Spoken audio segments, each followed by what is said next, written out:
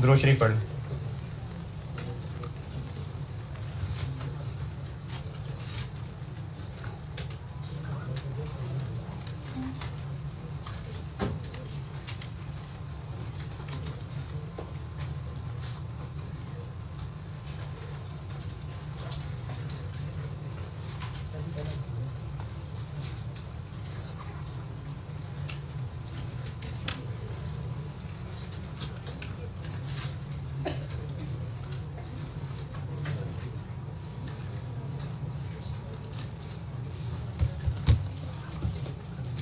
कल मैंने हाँ ठीक है, वो आपको मिसालें बताई थी कि ये कैसे पहचानेंगे कि जो खर्चा है उसको कैपिटलाइज करना है या नहीं करना।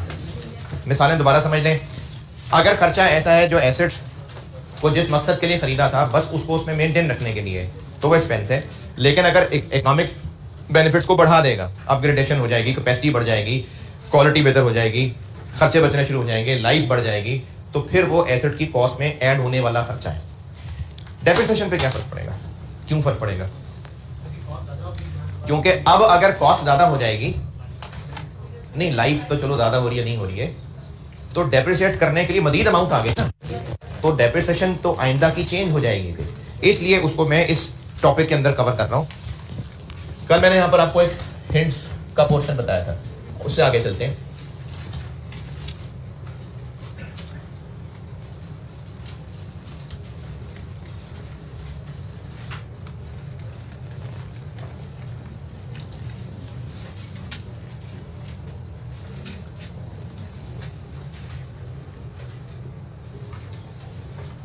अच्छा, ये अंग्रेजी में लिख तो रहा हूं लेकिन आप इसके मोहताज नहीं हैं। आपने जो एस्टीमेट चेंज में काम कर लिया हुआ है जबरदस्त तरीके से, आप ये लिखे बगैर भी कर लेंगे।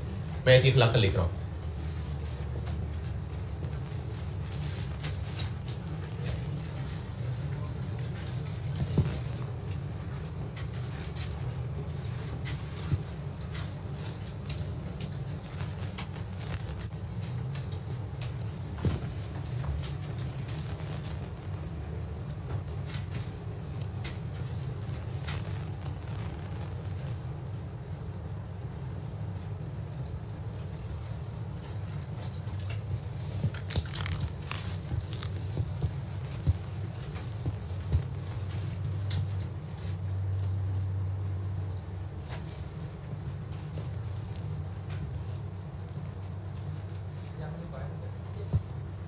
उसे मिलती जुलती बात है ना, इसलिए कह रहा हूं कि या वैसे भी कर लेते मेरे लिखे बगैर,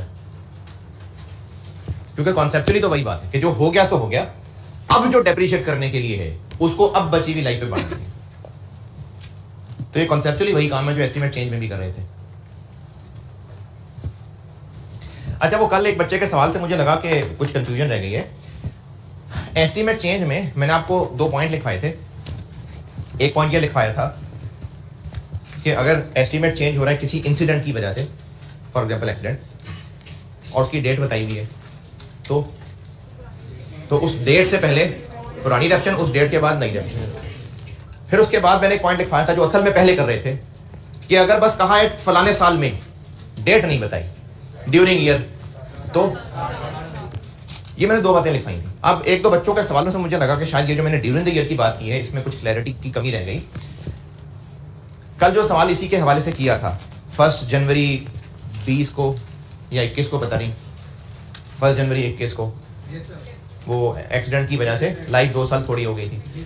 तो इसमें अगर कोई ये समझ रहा है कि ये 1 जनवरी 21 साल के दरमियान में आ रहा है और सर ने कहा था कि अगर during the year estimate change हो तो आप पहली तारीख से गिन लें, हैं? ये कहा था मैंने कि अगर ड्यूरिंग द ईयर है तो पहली तारीख से गिन लें।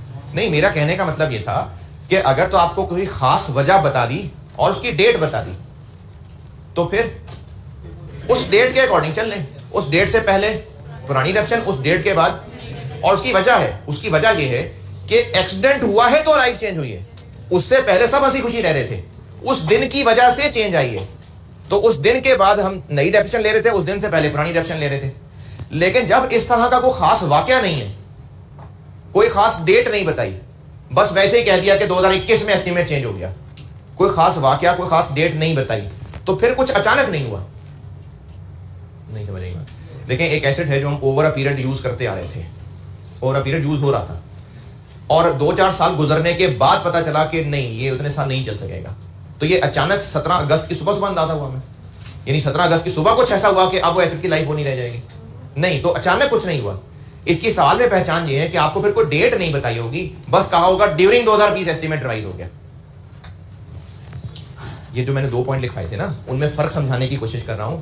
अगर ये एस्टीमेट चेंज किसी खास वाकये की वजह से है और उसके सवाल में पहचान ही ये है कि आपको वो वाकया किसी डेट के साथ बता दिया होगा कि फलाने तारीख को ये एक्सीडेंट हुआ, फलानी तारीख को ये मसला हुआ, फलानी तारीख को गवर्नमेंट का रूल चेंज हुआ, इसलिए अब ये हालात बदल गए, तो फिर उस सूरत में क्या करना है?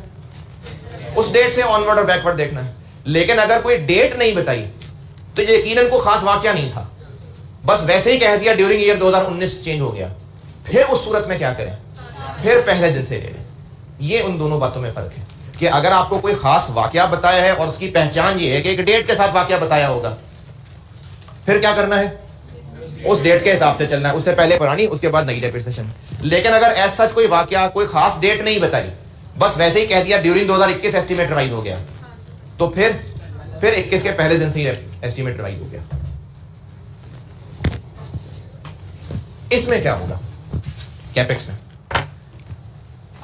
क्या डेट स्पेसिफिक चीज है ये, या इसमें भी पहले दिन से ही ले लेंगे? ये डेट स्पेसिफिक है। क्यों? क्योंकि इसमें तो वाकई ही एक खर्चा हो रहा है, उससे एसेट बदल रहा है। सब्सिक्वेंट कैपिटल एक्सपेंडिचर क्या है अभी? एक खर्चा हो रहा है और उससे एसेट में इंप्रूवमेंट आ रही है, तो ये किसी खास दिन नहीं हो रहा होगा, यानी ऐसी बस शुरू से ही हो गया नहीं। कोई एक खास दिन होगा जिस दिन हमने खर्चा किया होगा, उस दिन इस एसेट की परफॉर्मेंस बढ़ी होगी। तो ये जो सब्सिक्वेंट कैपेक्स वाला मामला है, इसमें होगा ही इस तरह कि अगर ये 2021 है और यहां पर हुआ है कैपेक्स, और ये यकीनन बताया होगा कि कहां हुआ है, तो फिर क्या करें? इससे पहले पुरानी डेप्रिसिएशन और इसके बाद नई डेप्रिसिएशन। तो सब्सिक्वेंट कैपेक्स के अंदर इस चीज का ख्याल रखना होगा। चलें, सवाल लिखिए।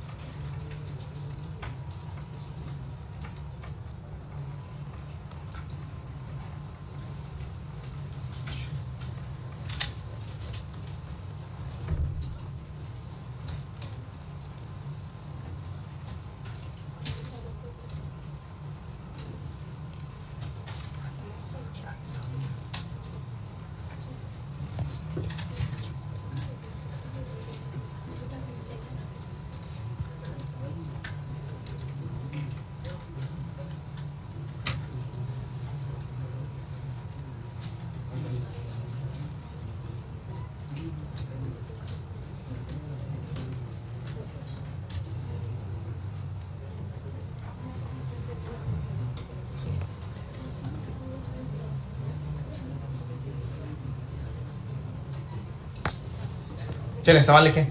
Cost of machine 540,000 5,40,000 useful life 6 साल 6 years।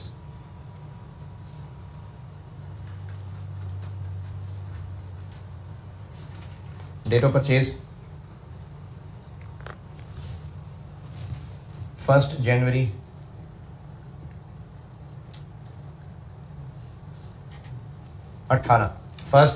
2018। अकाउंटिंग ईयर जनवरी से दिसंबर है। अकाउंटिंग ईयर जनवरी से दिसंबर।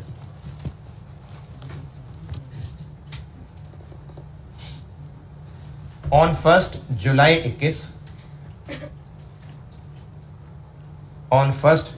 21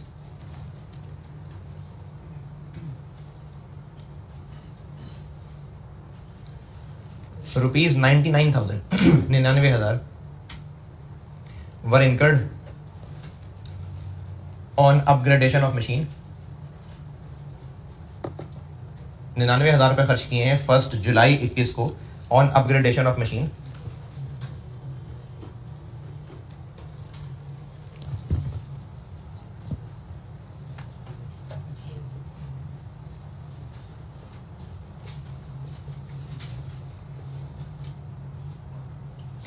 as a result of which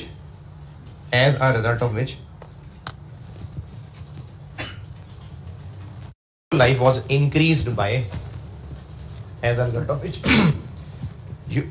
useful life was increased by 2 साल, 2 years. चलें, स्ट्रेट लाइन मेथड है.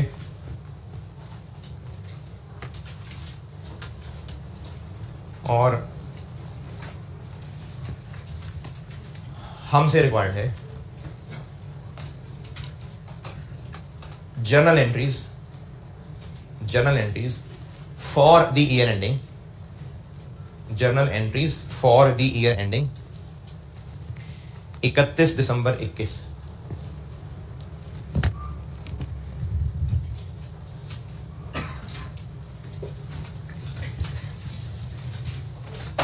जी जनाब, 2021 में क्या क्या हो रहा है? एंट्रीज करनी है ना, तो 2021 में क्या हो रहा है जिसकी एंट्री करो? पहले मशीन परचेज की एंट्री करो. मैंने सिर्फ 2021 की एंट्रीज पूछी हैं. अपग्रेडेशन की एंट्री होगी, यानी 1 जुलाई 21 को 99,000 की एंट्री होगी. क्या डेबिट करूं? अच्छा पहले तो बताइए कैपिटल एक्सपेंडिचर है या नहीं? हाँ है. तो क्या डेबिट कर दूं? मशीन ही डेबिट हो जाएगी 99,000. ये हमने इसकी अपग्रेडेशन पे खर्चा कर दिया. उसके बाद 2021 में और क्या करें? बस कब? 31 दिसंबर को ईयर एंड पे आके होती है डेप्रीसिएशन डेबिट और एक्यूमुलेटेड डेप्रीसिएशन क्रेडिट.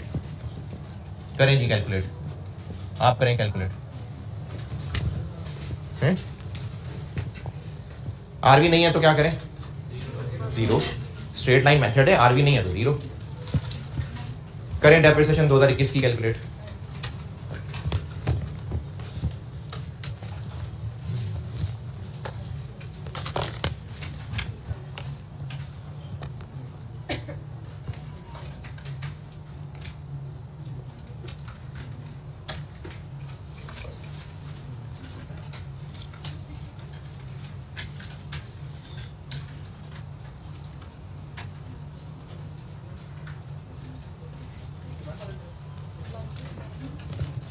है जी?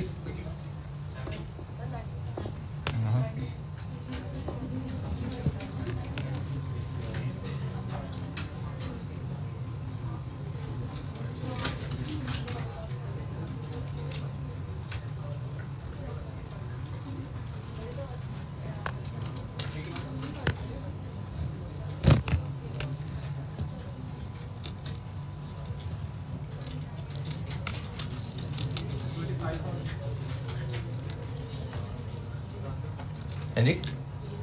इधर है, कौन है, क्या पूछ रहा है?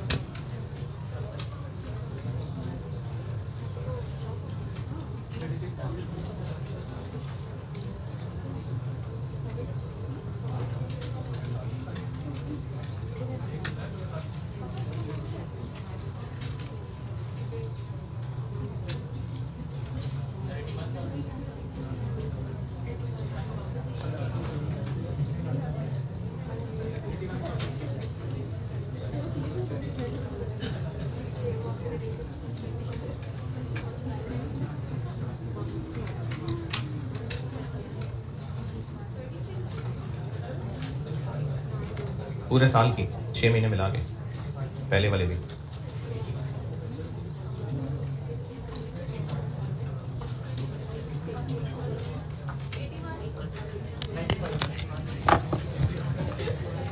81,000।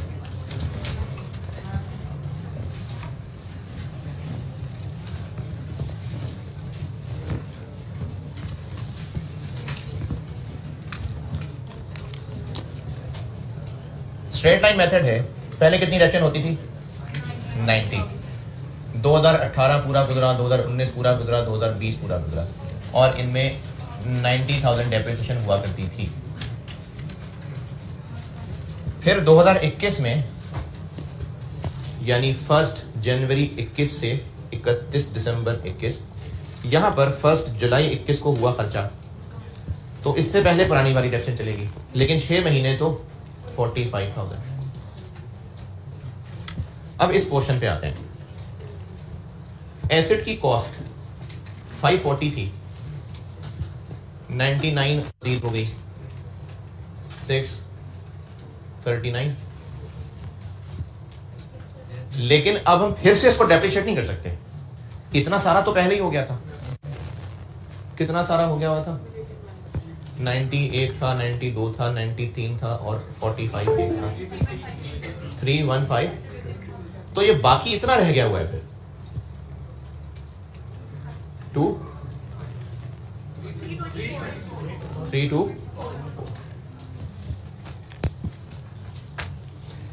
दोबारा देखिए, एसिड पे जब 99 कैपिटलाइज किया तो एसिड फिर अब 540 से 639 की कॉस्ट हो गई है, और डेबिट कर लिया ना। 540,000 था, मजीद डेबिट कर लिया तो एसिड 639 हो गया। अब फिर से अगर हम 639 को 0 से डेप्रिशिएट करना शुरू कर देंगे तो ठीक नहीं है। तो जो पहले हो गया सो हो गया, कल भी यही कॉन्सेप्ट कर रहे थे, तो पहले ये हो चुका है अब तक। अब मजीद इतना है जिसने डेप्रिशिएट होना है, 324 ओके। अब इस 324 के पास डेप्रिशिएट होने के लिए लाइफ कितनी बची हुई है? 6 साल लाइफ थी, 3.5 गुजर गई, कितनी रह गई? 2.5, 2 बढ़ गई तो 4.5, कितनी बनी? 72। लेकिन ये तो पूरे साल की है, हमें तो 72,000 में से 6 महीने चाहिए। साढ़े चार ना समझ आया किसी को? जो लोग भी जाग रहे हैं, 4.5 ना समझ आया। 6 साल थे, 3.5 गुजर गए और 2 बढ़ गए तो 4.5। और जब 4.5 से डिवाइड करेंगे तो आंसर 1 साल की डेप्शन आएगा। हमें भी 6 महीने चाहिए सिर्फ, तो 2021 की डेप्शन हो गई 81,000।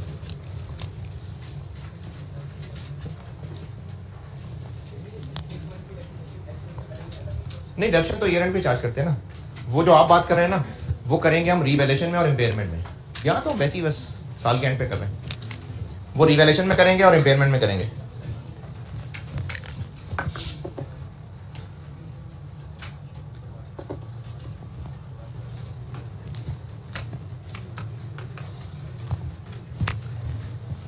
एस्टीमेट चेंज भी हो गया और सब्सिक्वेंट कैपेक्स भी हो गया।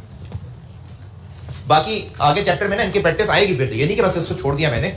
जब बिल्कुल कंबाइंड सवाल आया करेंगे तो सारी वैरायटियां बीच में फिर आ रही होंगी। अभी फिलहाल के लिए ये काफी है। मैंने पढ़ाना ये शुरू किया था आपको कि अगर बाद में चल के कभी डेप्रिसिएशन के इनपुट्स में चेंज आ जाए तो उसको कैसे हैंडल करें। इसके मैंने 4 मौके बताए थे। क्या क्या? जब एस्टीमेट चेंज हो जाए, सब्सिक्वेंट कैपेक्स हो जाए, रीवैल्यूएशन और इम्पेयरमेंट। तो जो इम्पेयरमेंट और रीवैल्यूएशन है ये बाद में पढ़ेंगे, तो बाकी दोनों चीजें पढ़ा दी आपको।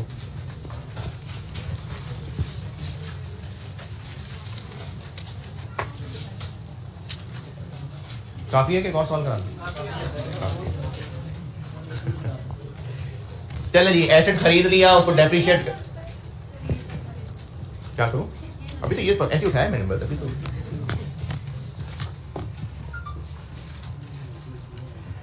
एसेट खरीद लिया, डेप्रिशिएट कर लिया, उसका एस्टीमेट भी बदल लिया, उसको इंप्रूव भी कर लिया, बस अब इसको बेच देते हैं।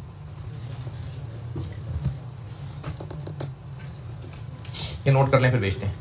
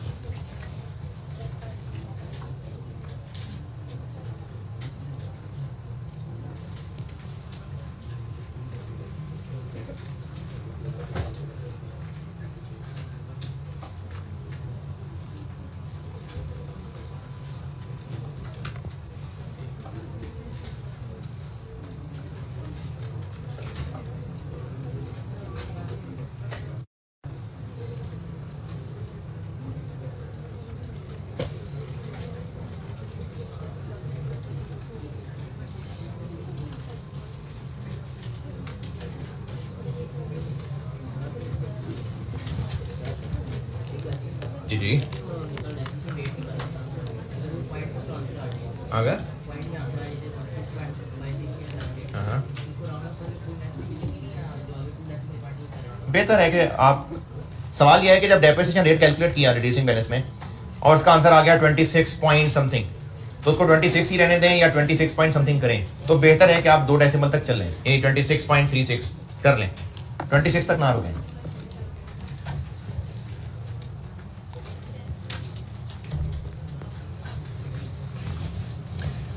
चले भाई एसेट बेचते हैं हम।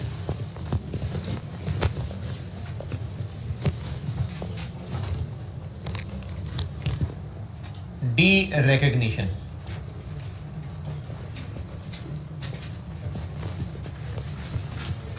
डी रिकग्निशन, रिकग्नाइज करना क्या होता है?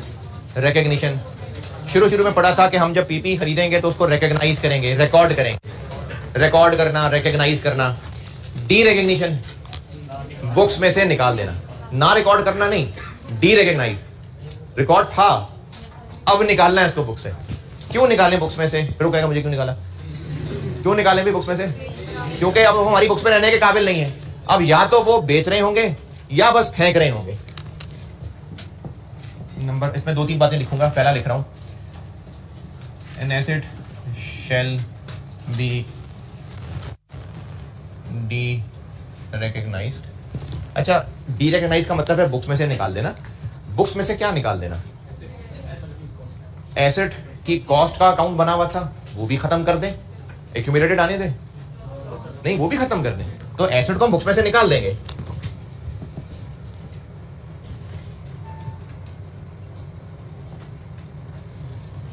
कॉस्ट भी और एक्यूमुलेटेड दोनों बुक्स में से निकाल देंगे।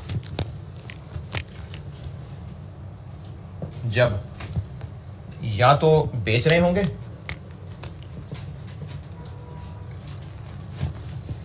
या फिर जब बिल्कुल बेकार हो गया, no further future economic benefits are probable. अच्छा, वो कल वो मैं बता रहा था मिसाल कैपिटल एक्सपेंडिचर की, उसमें एक मिसाल रह गई। अगर एक एसेट बहुत बुरी तरह डैमेज हो गया और उसको काफी सारे पैसे लगा के फिर ठीक हालत में लाना पड़ा, इंजन भी रिप्लेस कराना पड़ा, अच्छा खासा पैसा लगा, तो वो सारा जो अब अच्छा खासा पैसा लगा होगा उस एसेट की कॉस्ट में ऐड हो जाएगा, कैपिटल एक्सपेंडिचर। एसेट इंप्रूव हो रहा है, वो इंप्रूव नहीं हो रहा, वो जहां नीचे गिर गया था वहां से वापस आ रहा है, मेंटेन हो रहा है। तो ये जो एक्सीडेंट के बाद एसेट पे किया जाने वाला खर्चा है, ये भी वो मेंटेनेंस में आएगा। जो रिपेयर मेंटेनेंस मैंने कल लिखे थे ना, सब्सिक्वेंट खर्चे, या तो वो एक्सपेंस बनेगा या कैपिटलाइज होगा। तो मैंने यहां पर एक मिसाल लिखी थी रिपेयर मेंटेनेंस, तो वो अगर एक्सीडेंट के बाद रिपेयर मेंटेनेंस हो रही है वो भी मेंटेनेंस ही है, वो उसको वापस हालत में लाना, उसको कैपिटलाइज नहीं करेंगे, वो मेंटेनेंस के अंदर आएगा जी। अच्छा, जो थोड़ा सा इंप्रूव होगा ना, वो इंप्रूव सिर्फ तब होगा अगर उसमें कुछ पार्ट्स चेंज हो जाएंगे। वो अब यहां पढ़ाऊंगा कि अगर पार्ट्स चेंज हो रहे हैं तो क्या होगा।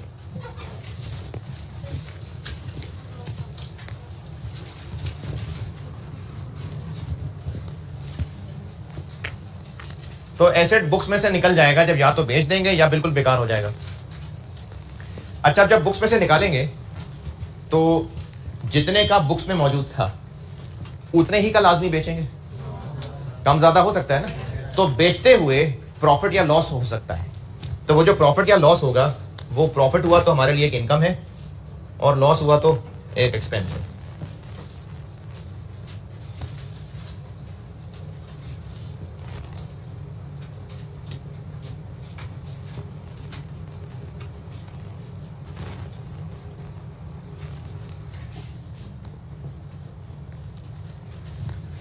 तो जो भी गेन या लॉस ऑन डी रिकग्निशन होगा उसको फिर P&L में रिकॉर्ड किया जाएगा, यानी गेन है तो वो एक इनकम होगी, लॉस हुआ तो वो एक एक्सपेंस माना जाएगा।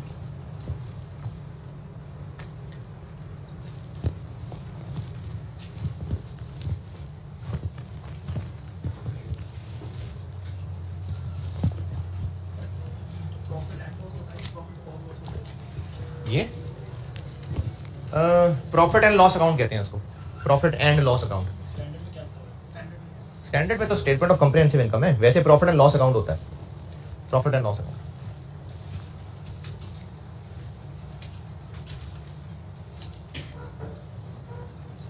स्टैंडर्ड में तो ये वर्ड्स चेंज हैं। स्टेटमेंट ऑफ कॉम्प्रिहेंसिव इनकम होती है, वो मैंने नहीं पढ़ाई थी, उसका क्या चीज़ है वो।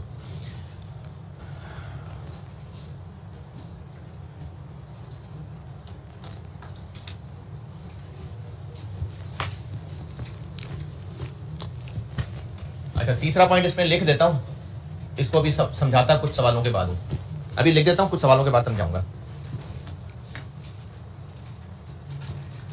रिकग्निशन में मैंने एक पॉइंट लिखवाया था जो समझाया नहीं था, और कहा था कि इसका बकिया हिस्सा जब डी रिकग्निशन में पढ़ाऊंगा तो समझाऊंगा, तो वो बकिया हिस्सा लिखवाने लगा हूं और फिर सवालों के साथ समझाऊंगा। मैंने आपको डी रिकग्निशन में पॉइंट लिखवाया था कि in case of major part replacement, जो cost of major part replacement shall be capitalise. नहीं, मेजर इंस्पेक्शन नहीं कह रहा, मैंने एक लिखवाया था cost of major part replacement shall be capitalise. Recognition के पढ़ाते हुए लिखवाए थे, हाँ जी, और इसको तब समझाया नहीं था, कहा था इसको मैं डी रिकग्निशन पढ़ाते हुए समझाऊंगा। तो अब यहां लिखें in case of major part replacement, in case of major part replacement, ये अब उसी के साथ कनेक्टेड होगा, और जब इसका सवाल कराऊंगा तो फिर वो बात भी समझ आ जाएगी जो मैंने तब नहीं समझाई थी। In case of major part replacement,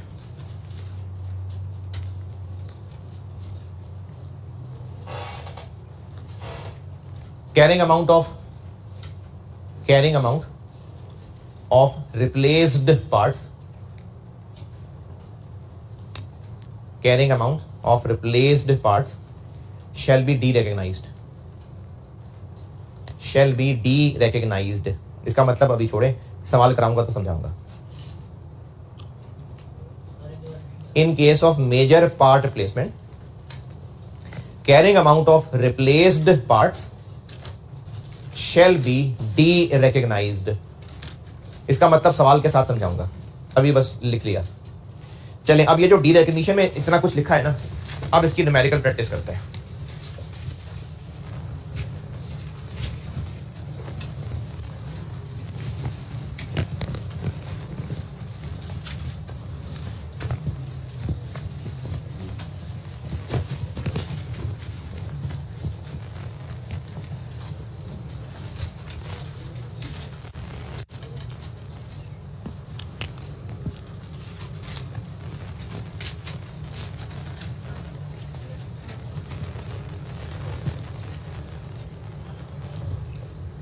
disposal के हवाले से ये जो डी रिकग्निशन है, इसमें आपसे जो एग्जाम में चीज टेस्ट हो सकती है, होती है, उसमें हमें कुछ कैलकुलेशंस करनी पड़ेंगी, डबल एंट्रीज भी हो सकती हैं, वो फिर अब प्रैक्टिस के साथ साथ सिखाता हूं।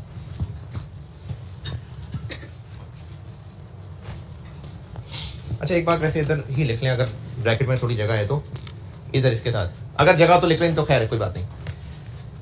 ये गेन या लॉस कैलकुलेट कैसे होगा? मैंने तो कहा कि जो गेन लॉस होगा वो इनकम या एक्सपेंस बनाएंगे। कितना गेन लॉस होगा? एक एसेट है जो हमारी बुक्स पे 200 का कॉस्ट है और एक्यूमुलेटेड डेप्रिसिएशन उसकी 130 है, और ये एसेट बेच दिया 195 का, तो प्रॉफिट हुआ कि लॉस हुआ? लॉस नहीं हुआ 5 का है, स्क्रैप वैल्यू से आ गई। हमारी बुक्स में ये अब 200 नहीं, ये तो था ही 70 का, बाकी तो डेप्रिशिएट हो गया हुआ था। हमारी बैलेंस शीट में तो ये 70 का एसेट है, कॉस्ट थी 200 लेकिन 130 डेप्रिशिएट भी हो चुका हुआ था, तो अब तो ये बाकी बच ही 70 गया हुआ था, तो इसलिए कितने का प्रॉफिट हुआ? 125। यानी अगर इसके बेचने पे प्रॉफिट या लॉस कैलकुलेट करना है तो वो निकलेगा कि जितने का बेचा, सेल प्रोसीड्स कहते हैं बेशक, माइनस इसकी carrying amount, net book value. Carrying amount net book value एक ही बात है। कब की कैरिंग अमाउंट है? जब बेच रहे हैं तब की।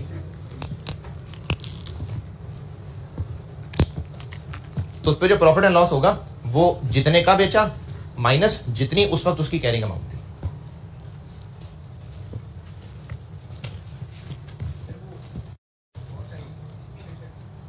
ऐड क्यों कर देंगे, वो मैं प्रैक्टिस के साथ दिखाऊंगा।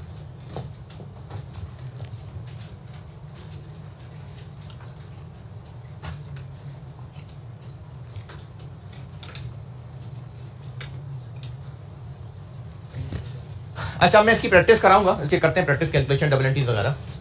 उससे पहले मैंने अभी 2 दिन में जो पढ़ाया उसमें एक नीड क्रिएट करवाई मैंने, शायद आपने गौर किया हो। बगैर नीड के बताता तो फिर उसकी इतनी वैल्यू ना होती। अब आपको 2 दिन उसकी थोड़ी नीड क्रिएट हुई है, कैसे वो भी आपको बताऊंगा तो आपको पता चलेगा। उसका एक हल निकालते हैं। अच्छा, नीड क्या क्रिएट हुई? अभी कल परसों सवालों के अंदर हम लोग ये देख रहे थे कि कितने साल गुजर चुके थे, इसकी बुक वैल्यू कितनी रह गई थी, कैसे निकाल रहे थे बुक वैल्यू, वो सारी डेप्शन माइनस कर रहे थे। तो मैंने जो 2 दिन में सवाल कराए उनमें तो गुजरे ही 2-3 साल होते थे, तो हम हर साल की डेप्शन माइनस करके उस वक्त की बुक वैल्यू तक पहुंच जाते थे। क्या पता 15-18 साल गुजर गए होते, तो फिर हम उस हर साल की कैलकुलेशन करने बैठ जाते। तो अब जो बताने लगा हूं, अगर ये हजम हो जाए तो ठीक है, वरना रहने देना। ये समझने में आपको शॉर्टकट बता रहा हूं कि क्या हम अगर किसी एक पॉइंट ऑफ टाइम की बुक वैल्यू तक पहुंचना चाहें तो एक ही कैलकुलेशन में पहुंच सकते हैं या नहीं, ये सिखाने लगा। ये चीज क्यों सिखा रहा हूं, मुख्तलिफ मौकों पे काम आ सकती है। जैसे अभी मैंने एस्टीमेट चेंज पढ़ाया, सब्सिक्वेंट कैपेक्स था, या यहां की बात कर लेते हैं। अब अगर एक एसेट को 12 साल इस्तेमाल करके बेचा है तो ये फिगर निकालने के लिए क्या हम 12 डेप्रिसिएशन कैलकुलेट करें, 12 फिगर्स लिखें, फिर माइनस करें, लेंथी काम हो जाएगा ना। इसी तरह रिड्यूसिंग बैलेंस मेथड है। अब स्ट्रेट लाइन में तो चलो हर साल बराबर होती है, रिड्यूसिंग बैलेंस में तो हर साल डिफरेंट होती है। तो अगर 10-11 साल पुराना एसेट है तो फिर 10-11 डेप्शन कैलकुलेट करें पहले। तो कुछ तो बुजुर्गों ने किया होगा, तो उसके लिए मैंने कुछ शॉर्टकट फार्मूले आपको सिखाने। अगर तो समझ आ जाए तो ठीक है, शॉर्टकट है ना, टाइम बचेगा। लेकिन अगर बहुत बोझ जमीर पे महसूस होना शुरू हो जाए, छोड़ देना, फिर 10 वैल्यूज ही निकाल लेना है। नहीं, वो तो चलो कैलकुलेटर पे हो सकते हैं। नहीं, उसमें 45 साल गिनने वैल्यूज नहीं निकालनी थी, वो तो सिर्फ उनका सम करना था, वो तो कैलकुलेटर के ऊपर हो जाएगा। उसका भी खैर फार्मूला होता है, लेकिन वो तो कैलकुलेटर के ऊपर हो जाएगा। मैं तो बात कर रहा हूं हर साल की डेप्रिसिएशन अलग निकालनी पड़े। तो अब मैं आपको कराने लगा हूं डिस्पोजल की प्रैक्टिस, बिल्कुल कराऊंगा, लेकिन एस्टीमेट चेंज में भी जरूरत लगी तब मैंने नहीं बताया कि पहले थोड़ा मसला सामने आएगा तो शॉर्टकट का फायदा समझेंगे ना। तो अब मैं आपको इसकी प्रैक्टिस से पहले, क्योंकि इसके बाद मैंने एक्सचेंज पढ़ाना है, इनकी प्रैक्टिस से पहले फिर मैं आपको शॉर्टकट्स बता रहा हूं, ठीक है। वो शॉर्टकट काम के लगे तो करिएगा, वरना ऐसी बोझ ना पड़ जाए जमीर के ऊपर। अगर ना समझ आए तो इग्नोर कर देना।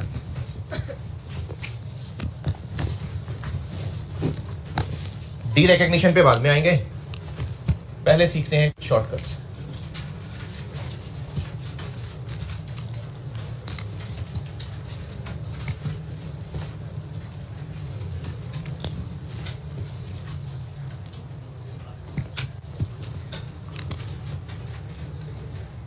स्ट्रेट लाइन मेथड की करते हैं जी बात पहले।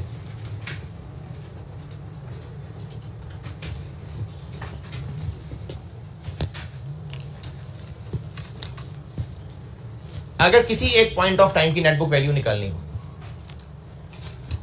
किसी एक पॉइंट ऑफ टाइम की नेटबुक वैल्यू निकालनी हो, तो एक ही फार्मूले से कैसे निकाल लें?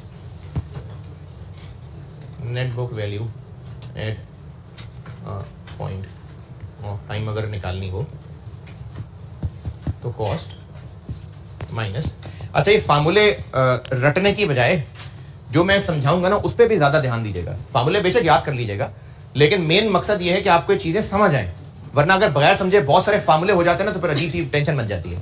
इसलिए मैंने आपको रिड्यूसिंग बैलेंस मेथड, एस्टीमेट वगैरह भी समझा के बताया था।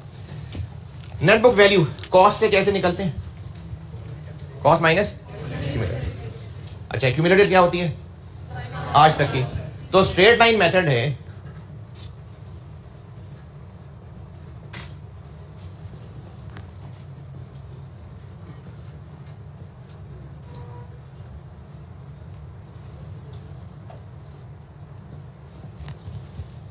ये क्या किया मैंने,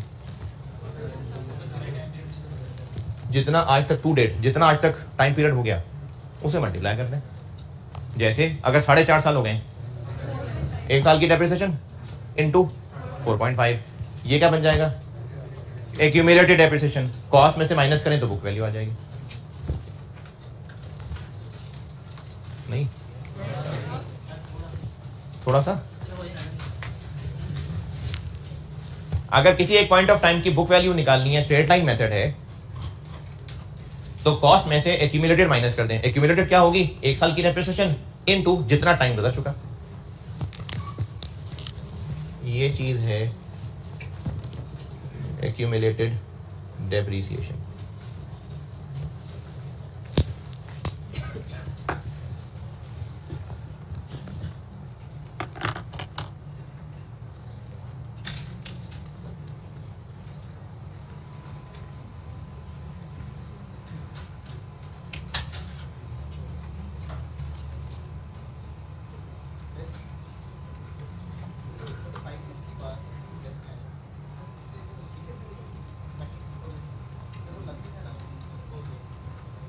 नहीं तो कैलकुलेटर का कर लें, 1 + 2 + 3 + 4।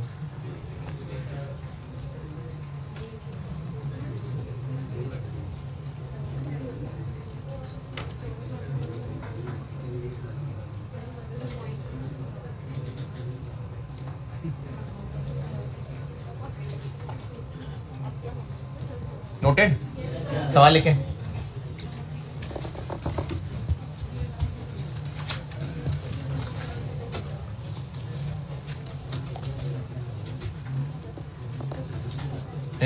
हाँ जी, इसका क्वेश्चन एक फुल ईयर से कर लेते हैं और एक जो है वो टाइम प्रोपोर्शनेट कर लेते हैं। सवाल लिखें। Cost of asset, cost of asset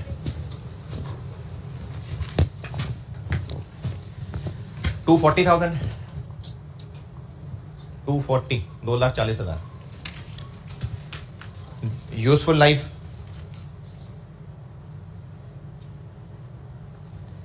8 साल, 8 years। Date of purchase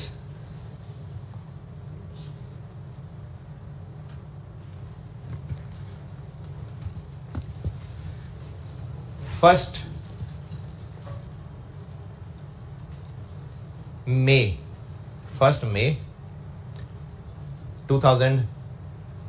2017, 1 May 2017। Accounting year जुलाई से जून है, अकाउंटिंग ईयर जुलाई से जून है।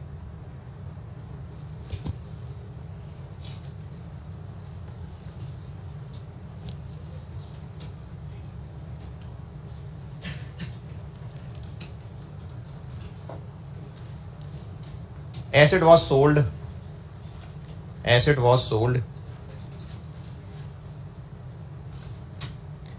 on 30th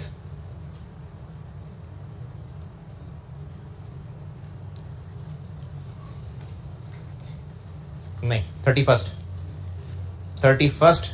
December 31 December 2021, 31 December 2021। Required है आपसे net book value at the time of disposal, net book value at the time of disposal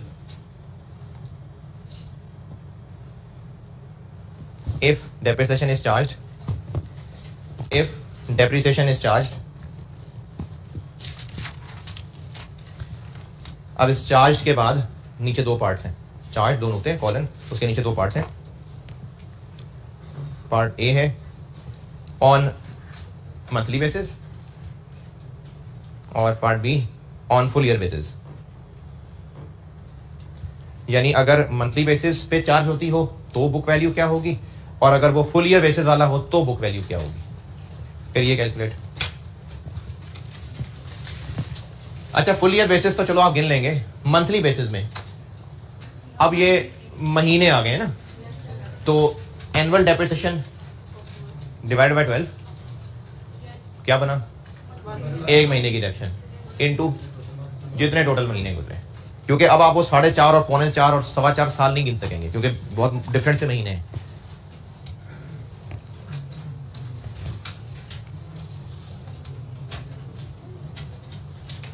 full year basis पे हो तो क्या होगा और अगर मंथली बेसिस पे हो तो क्या होगा, दोनों हिसाब से डिस्पोजल के वक्त की बुक वैल्यू बताइए।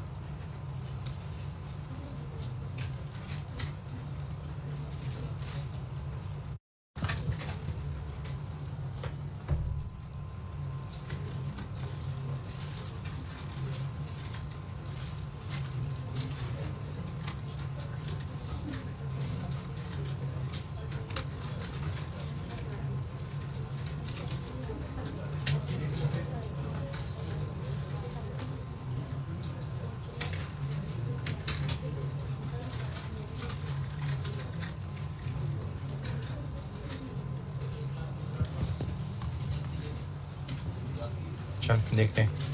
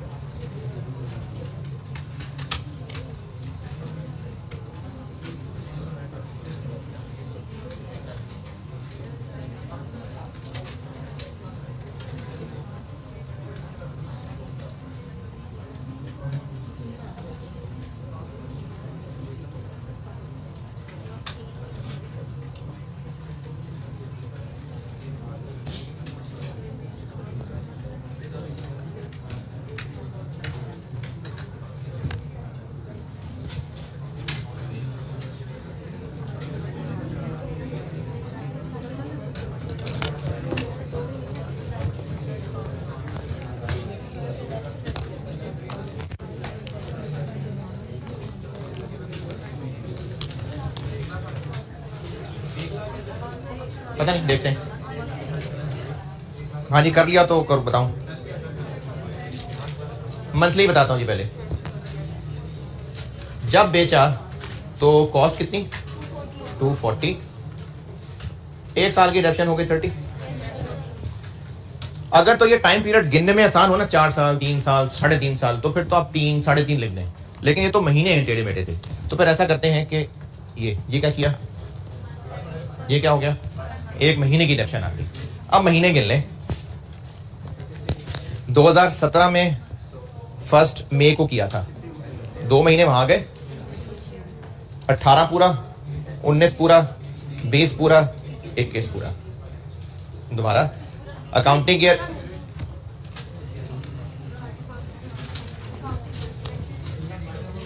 अकाउंटिंग ईयर 1 जुलाई से मैंने बोला ना 30 जून तक, तो 17 में 2 महीने, मई जून, 18 पूरा, 19 पूरा, 20 पूरा और 21 भी पूरा। 21 मतलब 30 जून 21, वो तो 22 में बेचा है ना।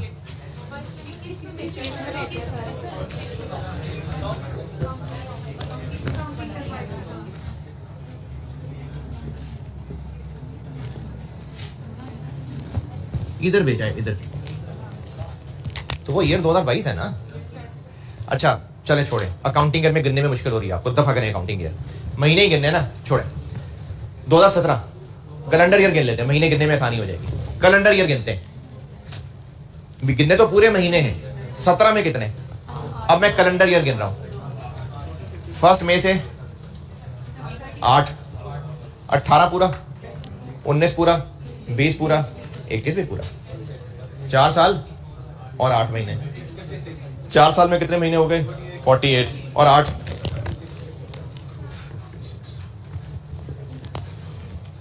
ये महीने दोबारा गिन के देता हूं जी। जिन लोगों ने अकाउंटिंग ईयर से कंफर्टेबली गिन लिए थे, अकाउंटिंग ईयर से भी बता देता हूं। जुलाई से जून है ये, 17 में 2, 18 पूरा, 19, 20 और 21 भी पूरा।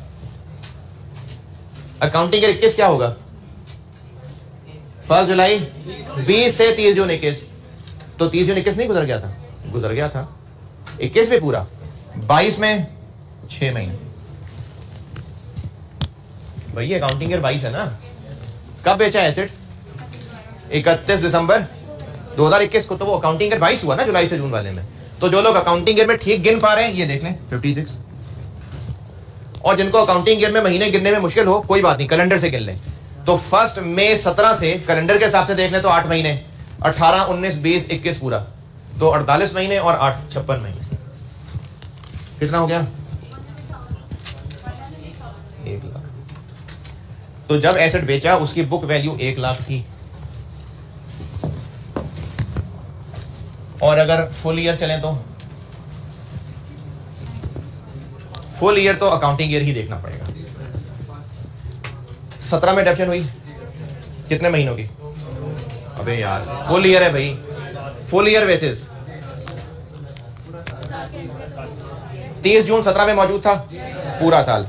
30 जून 18 मौजूद था, 30 जून 19, 30 जून 20, 30 जून 21 मौजूद था, 30 जून 22 पे नहीं, तो 5 साल पूरे।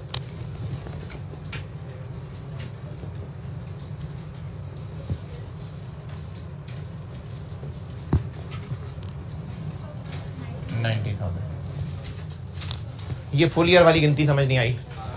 फुल ईयर में डेप्शन चार्ज होती है कि अगर अकाउंटिंग ईयर एंड पे एसेट मौजूद है तो पूरा साल, तो एसेट खरीदने के बाद से गिनती शुरू करते हैं। पहला ईयर एंड कब आया था? 30 जून 17। 30 जून 17 पे एसेट मौजूद था, 30 जून 18 में मौजूद था, 30 जून 19 में मौजूद था, 30 जून 20 में मौजूद था, 30 जून 21 में भी मौजूद था, 30 जून 22 में नहीं था, तो बस 5 साल। तो ये वो 5 साल। और मंथली बेसिस है तो अगर तो 4.5, 3.5, 5.5 गिने जा रहे हैं तो बेशक 6.5 करके लिख लें, नहीं तो महीने लिख लें। नहीं 4.75 नहीं बनता, ये 4.6666 बनता है।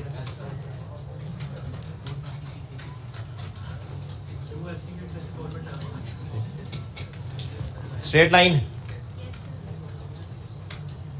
नहीं, कोई बात नहीं बनी, एक और लिखें सवाल। बन गई बात?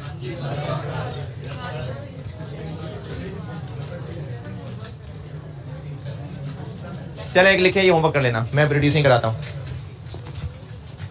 नहीं रिड्यूसिंग नहीं, बल्कि वो आर्स कराता हूँ, रिड्यूसिंग ज्यादा लंबी हो जाएगी बात। स्ट्रेट लाइन का होमवर्क लिख लें, फिर मैं आर्स मेथड बता देता हूँ। Cost of asset, straight line के लिए एक होमवर्क बता रहा हूँ। Cost of asset 450,000, 450,000। Useful life 5 साल, useful life 5 years। Accounting year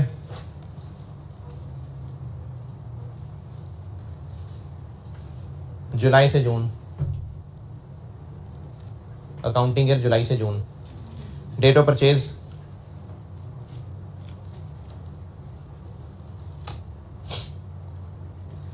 1 October 2016। Date of purchase 1 October 2016।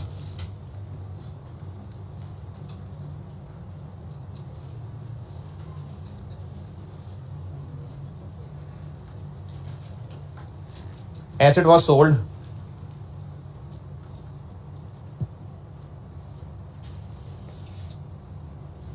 On 31 मार्च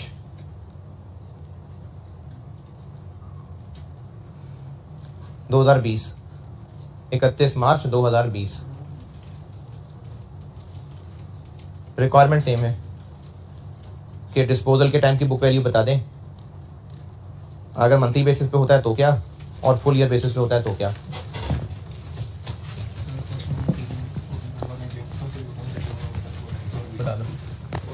बता दो थर्सडे तक जो पढ़ा वो हर वीक के लिए।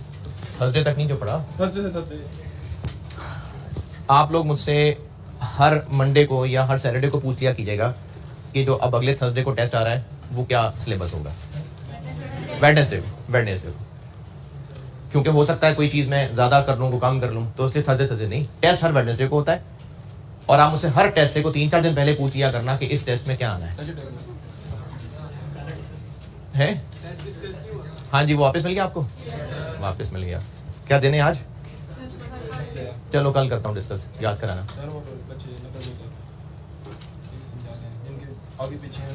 ये कैसे पता के निकल कर क्या पता वो इत्तेफाक से सेम हो नहीं, और आपको ये है अगर किसी ने गलत भी किया हो ना, आंसर पता है कि नेट प्रॉफिट या रोली देता है। अच्छा आप ना मुझे टेस्ट की लिस्ट ला के देना कल, फिर करता हूँ बात क्लास से।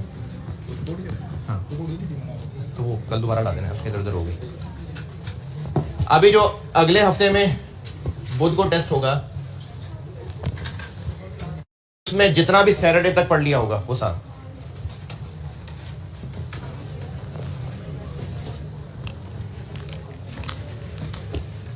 आर्स मेथड, ये आसान है, ये कर लें, रिड्यूसिंग कल करा दूंगा। आर्स मेथड, अगर किसी एक पॉइंट ऑफ टाइम तक बुक वैल्यू निकालनी हो, बल्कि फिर इधर नुक्कड़ में आ जाएगा,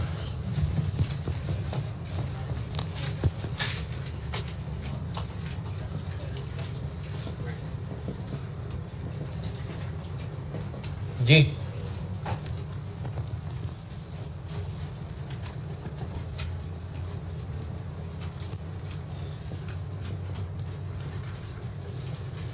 ये क्या चीज बनी, ये डेप्रिसिएशन पर आवर हमें एक पॉइंट ऑफ टाइम तक की चाहिए, इनटू जितने आवर्स अब तक यूज हो चुके, टोटल आवर्स टू डेट। ये ब्रैकेट क्या चीज बन गई, एक्यूमुलेटेड डेप्रिसिएशन। देखे ना, समझ आती जाएगी ना तो फिर फार्मूले जो मर्जी बना लें आप, शाबाश। ये एक्यूमुलेटेड डेप्रिसिएशन, कॉस्ट में से माइनस कर लेंगे तो बुक वैल्यू आ जाएगी। नहीं समझ आई? डेप्रिसिएशन पर आवर इनटू आज तक जितने आवर्स आ चुके सबको मल्टीप्लाई कर लें आज तक की एक्यूमुलेटेड, और कॉस्ट में से माइनस कर लें तो बुक वैल्यू। और यूनिट्स तो खुद ही बना लेंगे, कैसे? यूनिट्स मेथड में क्या करूं, यूनिट्स और यूनिट्स प्रोड्यूस टू डेट। तो इसको नोट करने के बाद यूनिट्स मेथड भी नोट कर लें। रिड्यूसिंग इंशाल्लाह मैं कल समझा के कराता हूं।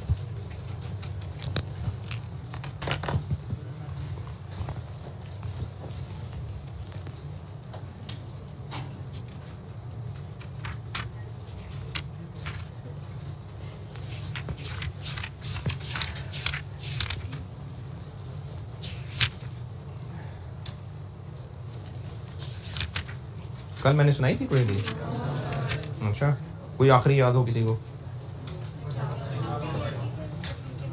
है? हाँ ठीक, नेकी की तौफीक दे।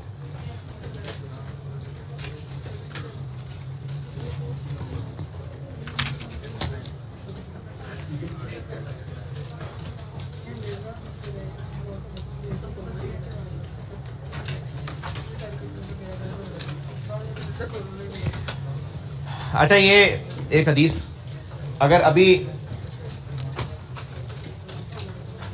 अपने घर वालों के लिए बात याद रख लें और बड़े होकर अपने लिए याद रख लें।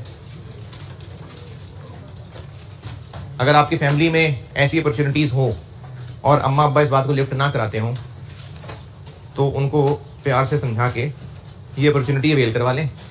और अगर आप बड़े हो जाएं जब, तो फिर अपने लिए बात याद रख लीजिएगा। बुखारी 6005 सैयदना सहल बिन साद रज़ी अल्लाह तआला अन्हु रिवायत करते हैं कि नबी अकरम सल्लल्लाहु अलैहि वसल्लम ने फरमाया, मैं यानी आप सल्लल्लाहु अलैहि वसल्लम और यतीम की परवरिश करने वाला